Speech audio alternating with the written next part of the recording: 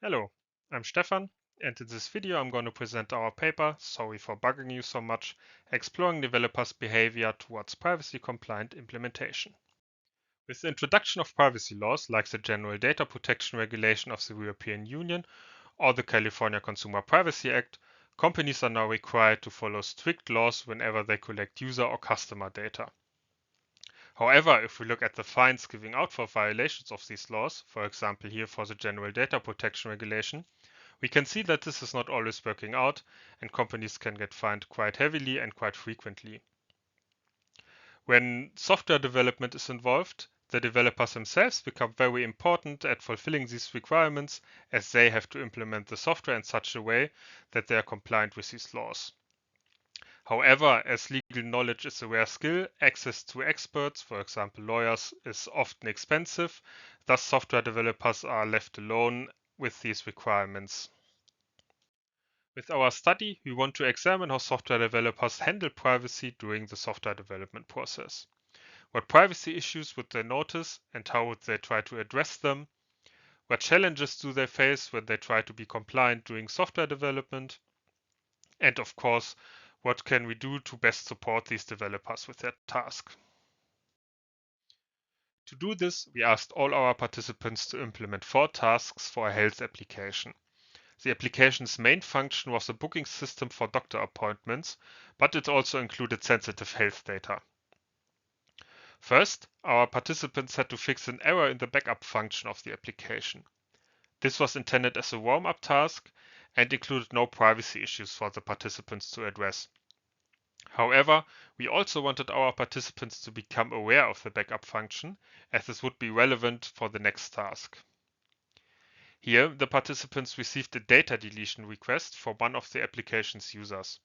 For a compliance solution, the data needed to be not only deleted or anonymized inside the live database, but the data existing in the backup was relevant as well.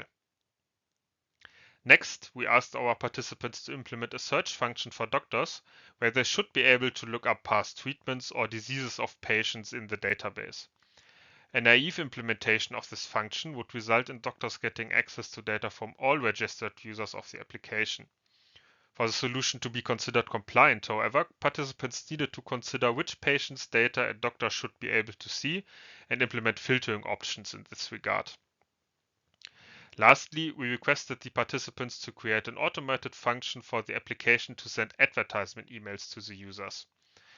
As the users of the app had not given their consent, a compliance solution would require additional implementation of some form of consent management. We conducted the study with 3 different groups. First, to explore the developer's natural behavior regarding privacy, we included a control group that only got the task but no instructions regarding privacy. Second, we included a group that was prompted for privacy, where we explained that the user's privacy is very important and that all their solutions should be compliant. Here, we wanted to see how developers behave when they are required to find and address privacy issues in the software they create on their own. Lastly, we included a group that was prompted for privacy as well, but also received additional support from a privacy expert. This expert was available for the participants to contact through a chat function during the study to answer questions the participants had regarding privacy and compliance. With this group, we wanted to explore what questions arise during development and how the interaction with privacy expert works. For our study, we chose a lab setup to create a controlled environment where we could ensure to observe all the participants used privacy resources, for example websites or the use of large language models, during the implementation of the tasks. In total, we recruited 30 participants, 10 per group, by contacting past study participants, local job posts, as well as snowball sampling. Participants were screened regarding programming skills before the studies, and we ensured participants had not participated in studies regarding privacy before. To collect our participants' thoughts and opinions on the privacy implementation, we conducted a short survey and an interview after the study. All participants were paid €315 for their participation, with the study lasting a maximum of 5 hours. Looking into the results of our study, we found that participants were relatively successful regarding the functionality of the tasks, with about 73% of the solutions being functionally solved. The results between the three groups here were relatively similar. However, when we look into the privacy requirements for each task, we can see that they were rarely addressed by the participants, only 15% of the time. This was surprising, as many participants still had time left, around 1.5 hours on average, to work on the tasks and improve their solutions. If we look into the different groups, we can see that the prompted group performed a little bit better than the control group regarding privacy compliance, and that the expert group scored the highest. However, privacy compliance was overall low across all three groups. During the survey, we asked our participants to rate their confidence in the compliance of their solutions. It was very low across all three groups, with the participants rating it 1.5 out of 5 on average.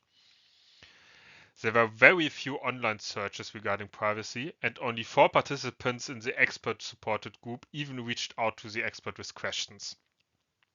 This was surprising, as many participants still had time, were not confident in the compliance of their solutions, but still did not use the resources that were made available for them. During the interview, we wanted to examine the reasons for this issue. First, many participants expressed a functionality-first mindset. For example, one participant claimed they would have started looking for this if they finished the tasks. Next, the sources for privacy were seen as difficult to find and understand. As described by one participant, like most things, it is very much legalese. Further, participants were hesitant to reach out to the expert and feared they would bother them. One participant, who interacted with the expert the most, even apologized to the expert for requesting their help. Thanks again, and sorry for bugging you so much lately. Our findings show several things that need to be addressed. First, privacy needs to be considered as an important part of the software development process and not an afterthought, as issues often remain unaddressed with a functionality-first mindset. Next, developers require usable sources on privacy. This means the information needs to be easy to find and written in such a way that software developers without legal knowledge can easily understand and apply it to the software products they develop.